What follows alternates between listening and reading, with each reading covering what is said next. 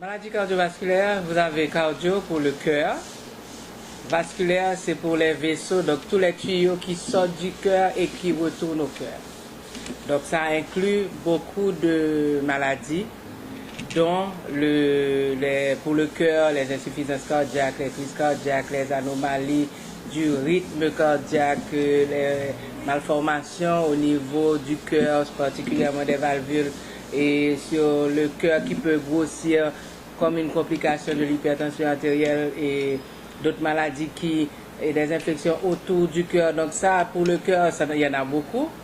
Deuxièmement, pour les vaisseaux, donc pour les tuyaux, donc ça veut dire que toutes les artères, donc ce sont les tuyaux qui apportent le sang, les vaisseaux qui apportent le sang au reste du corps. Donc en général, ce sont des artères.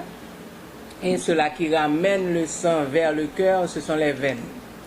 Donc au niveau des artères, vous avez non seulement l'hypertension artérielle qui a une augmentation importante de la tension, et on a des anomalies de la constitution des artères, on a aussi l'artériosclérose qui est une complication qui vient se greffer sur les artères. Et au niveau des veines, donc les vaisseaux qui retournent au cœur, on a ce qu'on appelle les embolies, ce sont des caillots de sang qui partent d'un organe et qui va remonter vers le cœur, et les phlébites qui sont les inflammations des veines. Donc il y a tout ça qui sont quand même, donc le maladie cardiovasculaire, ça englobe tout ça.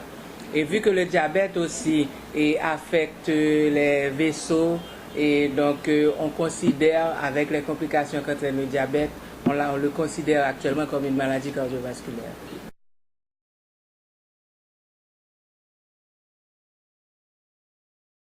Il n'y a pas assez d'entités qui font l'éducation des patients et de leurs parents.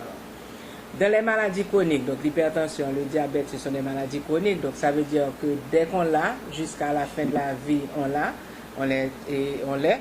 Donc il faut savoir le gérer. Mais si c'est le médecin seulement qui dit au patient, l'infirmière qui parle au patient, et que le patient ne comprend pas, ou ne veut pas, ou n'accepte pas, eh bien, la prise en charge ne va pas être faite.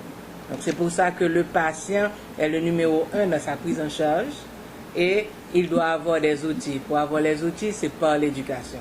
Et c'est vraiment ce travail que la FADIMAC fait, puisque chaque jour nous avons des séances éducatives à la FADIMAC sur le diabète, l'hypertension artérielle et les autres maladies cardiovasculaires. On insiste à ce que les parents suivent pour qu'ils puissent aider le patient à bien gérer ses conditions.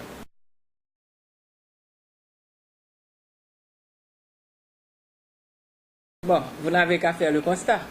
Les gens se mangent n'importe comment. Devant les écoles, il n'y a aucun règlement pour expliquer aux enfants et prioriser les bons aliments. Et ce n'est pas une affaire d'argent, c'est une affaire de choix et de savoir comment gérer ça. Au niveau des écoles, je ne pense pas que, même si c'est obligatoire, mais ce n'est pas toutes les écoles qui ont une cour pour permettre aux enfants de faire du sport. Donc tout ça, ce sont il n'y a pas assez d'émissions à la radio, et même si ce serait à la radio, il faut que des centres de santé soient aussi appareillés, non seulement avec leurs ressources humaines, mais aussi avec la formation de ces ressources humaines dans le domaine du diabète et de l'hypertension artérielle.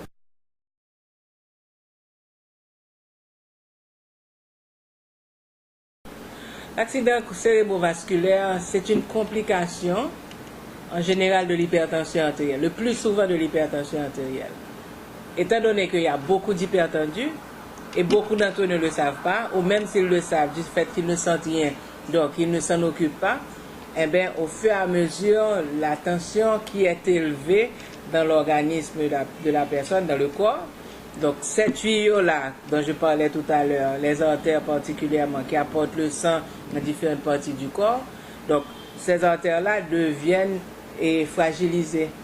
Et en étant fragilisées, s'il y a le cholestérol qui est élevé, le sucre qui est élevé, même la tension artérielle seulement qui n'est pas bien contrôlée, eh bien, ces tuyaux-là vont être au fur et à mesure, vont se boucher, ou bien au fur et à mesure, en étant abîmés, il y a des petits caillots de sang qui vont se développer là-dessus, et facilement un caillot de sang peut partir avec le sang et aller causer la CV.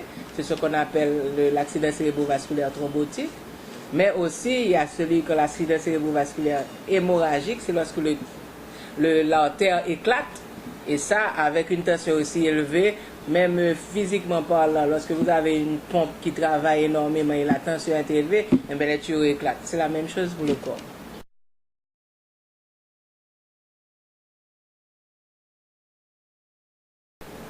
Je dirais toutes les catégories.